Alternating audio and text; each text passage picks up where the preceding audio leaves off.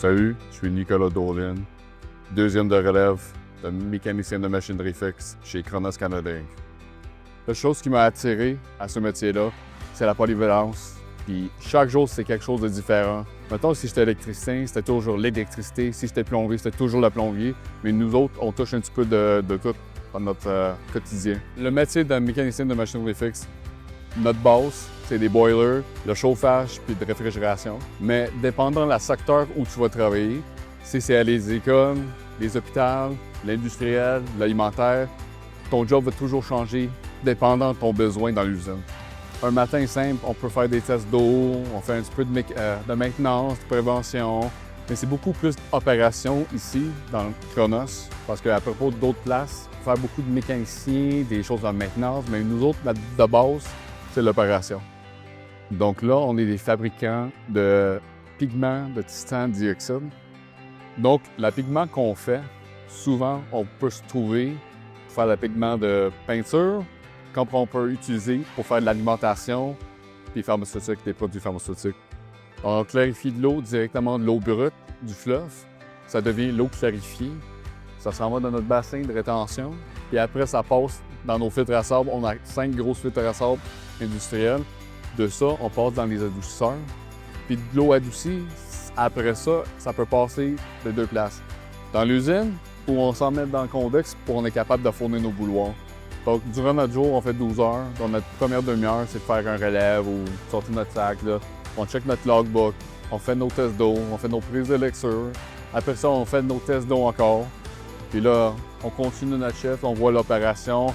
Des fois, on est en basse production, des fois, on est en haute production, des fois, on a des contracteurs qui s'en viennent, des fois, on n'a pas de contracteurs qui s'en viennent. Donc, chaque jour, ça peut changer d'une journée à l'autre.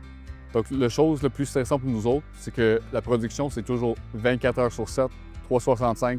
Donc, tu as toujours la petite tension que la vapeur doit sortir, puis il faut être fourni toute l'usine. Les 12 heures, ça peut être fun, comme ça peut être long aussi. Puis aller à l'université, on dirait que ça me parlait pas. Moi, je connaissais aucunement la chaufferie.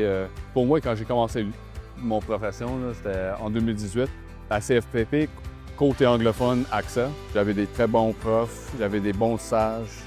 Mécanicien de machinerie fixe, il faut penser que c'était plus un opérateur d'un centre thermique, un opérateur de bâtiment. Parce que notre équipement, il est fixe. Donc, nos tâches générales de notre métier, c'est de l'opération, la surveillance continuelle, les prises de lecture, les prises des échantillons de tests d'eau, la mécanique, la maintenance, les modifications avec l'équipe d'ingénierie.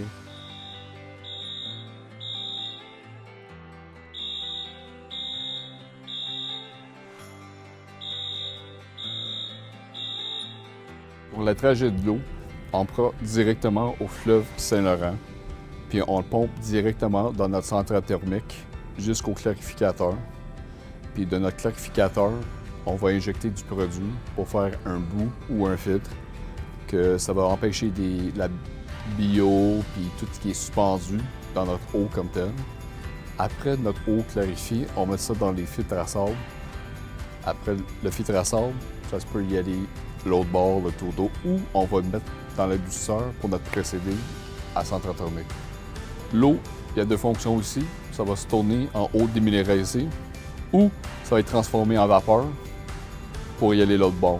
L'eau fait réchauffer jusqu'à temps que ça rentre dans le bouilloire, puis on se transforme en vapeur. Puis la vapeur, on s'envoie de l'autre côté. Ça va faire tourner les moulins. Puis avec ça, c'est là où ça va se faire la poudre puis le pigment. Donc, c'est le pigment. Tu as différents produits qu'on fait, mais c'est différents grades de peinture ou de l'aliment. Ça peut y aller en pharmaceutique, comme ça peut y aller en alimentaire, comme ça peut être dans une autre zone industrielle que vont transformer ça en peinture à haut dépôt.